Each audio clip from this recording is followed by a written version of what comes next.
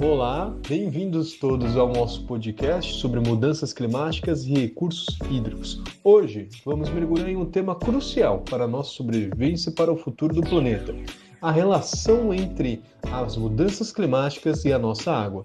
Você já parou para pensar como o clima afeta a água que bebemos, que usamos na comida e na energia? Notícias sobre secas severas ou enchentes devastadoras estão cada vez mais comuns, não é mesmo? Pois é, isso tem muito a ver com as mudanças climáticas. Vamos entender melhor essa conexão e o que podemos fazer a respeito. Bom, então vamos começar. O que são exatamente as mudanças climáticas? Muita gente confunde com o tempo. O tempo é como está o dia hoje, chovendo, sol, tá frio, tá calor. Já o clima é um padrão dessas condições ao longo de anos, décadas, um tempo a longo prazo. Quando falamos em mudanças climáticas, estamos falando de variações significativas nesses padrões de longo prazo. A Terra já passou por muitas mudanças climáticas naturais anteriormente, como as eras glaciais, por exemplo. Mas o que preocupa agora é a velocidade e a causa dessas mudanças atualmente.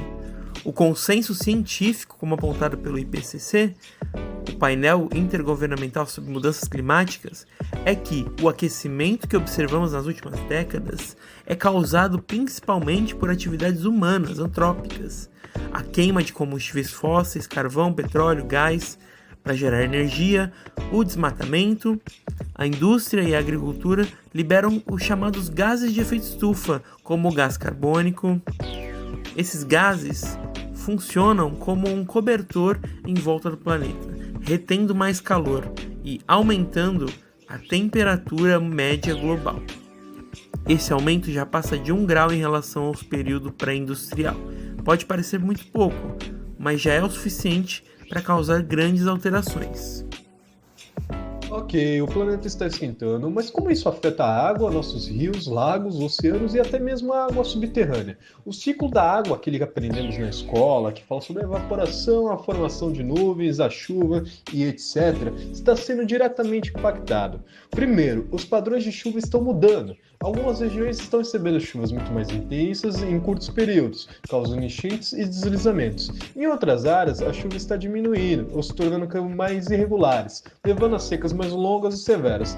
No Brasil, por exemplo, projeções indicam mais chuva no sul e no sudeste, mas possível redução na Amazônia e no Nordeste. Essa irregularidade bagunça tudo. Segundo, as geleiras e a neve estão derretendo cada vez mais rápido. Em lugares como os Andes ou até mesmo o Himalaia, o gelo funciona como uma carga de água natural, liberando água aos poucos. Com o aquecimento, esse gelo derrete mais rápido, o que pode até aumentar a água no curto prazo, mas no longo prazo significa menos de reserva de água doce para milhões de pessoas.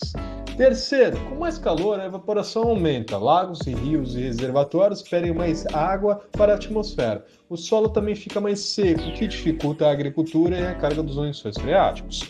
Quarto, o nível do mar está subindo. Isso acontece pelo derretimento de geleiras e porque a água mais quente ocupa mais espaço. Para quem vive na costa, isso significa risco de inundações e um problema grave. A água salgada do mar pode invadir reservatórios de água doce e aquíferos costeiros, contaminando essas fontes. Por fim, a qualidade da água também piora. Com menos água nos rios em períodos de seca, a poluição fica mais concentrada. Já as chuvas mais intensas podem lavar mais poluentes, agrotóxico e o esgoto, por exemplo, para dentro dos rios. Além disso, a água mais quente pode favorecer a proliferação de algas e bactérias nocivas. E essas alterações nos recursos hídricos não são apenas um problema ambiental, mas afetam diretamente nossa vida e economia, como por exemplo no abastecimento urbano. Cidades podem enfrentar racionamentos mais frequentes ou precisar buscar água cada vez mais longe e com custo cada vez maior. As populações mais pobres e vulneráveis, muitas vezes em áreas sem saneamento adequado, são as mais afetadas. Agricultura e segurança alimentar. A agricultura é o setor que mais consome água no mundo. Secas reduzem as colheitas e a necessidade de irrigação aumenta justo quando a água está mais escassa. Isso pode levar à falta de alimento e aumento dos preços. Energia. No Brasil, grande parte da nossa eletricidade vem de hidrelétricas. Menos água nos reservatórios significa menos geração de energia, risco de apagões e necessidade de usar termoelétricas, que são mais caras e mais poluentes. Indústria. Muitas indústrias precisam de grandes volumes de água em seus processos.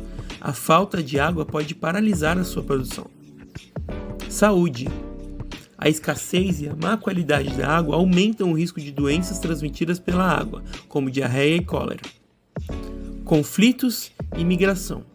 A disputa por água já existe em muitas regiões e tende a piorar com a escassez, podendo gerar tensões sociais e até conflitos. Pessoas podem ser forçadas a deixar suas casas por falta de água ou por desastres, como enchentes. Custos econômicos. Tudo isso gera prejuízos enormes, perdas na agricultura, custos maiores de energia, danos à infraestrutura por enchentes e gastos com saúde. O cenário é desafiador, mas não estamos de mãos atadas. Existem muitas estratégias chamadas de adaptação e mitigação que podemos e devemos implementar. Mitigação é reduzir as causas, ou seja, diminuir a emissão de gases de efeito estufa. A adaptação é nos prepararmos para lidar com os impactos que já estamos acontecendo ou que são inevitáveis. Focando na questão da água, o que será que pode ser feito?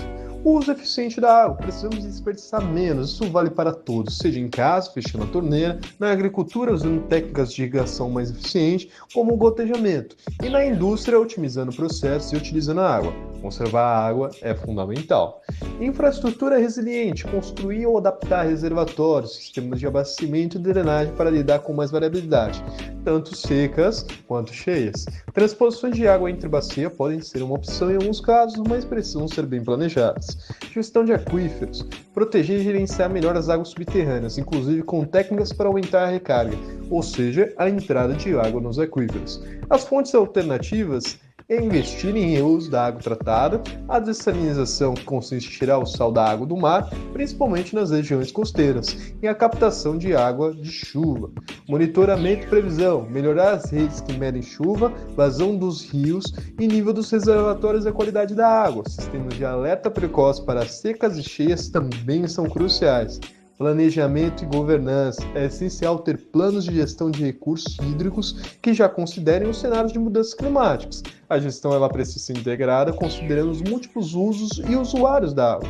E cooperativa, especialmente para acesso compartilhado entre municípios, estado ou até mesmo entre países. Conscientização. Todos nós precisamos entender a importância de cuidar da água e como nossas ações impactam esse recurso. A comunicação clara sobre os riscos e as soluções é fundamental. Como vimos, as mudanças climáticas são um desafio real e já estão afetando nossos preciosos recursos hídricos de várias formas. As consequências vão desde a torneira seca em casa até impactos na produção de alimentos e energia, e podem agravar a desigualdade social. Mas a boa notícia é que temos conhecimento e ferramentas para agir. A adaptação não é apenas uma opção, é uma necessidade urgente. Precisamos de políticas públicas eficazes, investimentos em tecnologia e infraestrutura e, claro, da participação de cada um de nós, usando a água de forma consciente e cobrando ações dos nossos governantes. Proteger nossas fontes de água é proteger nosso futuro.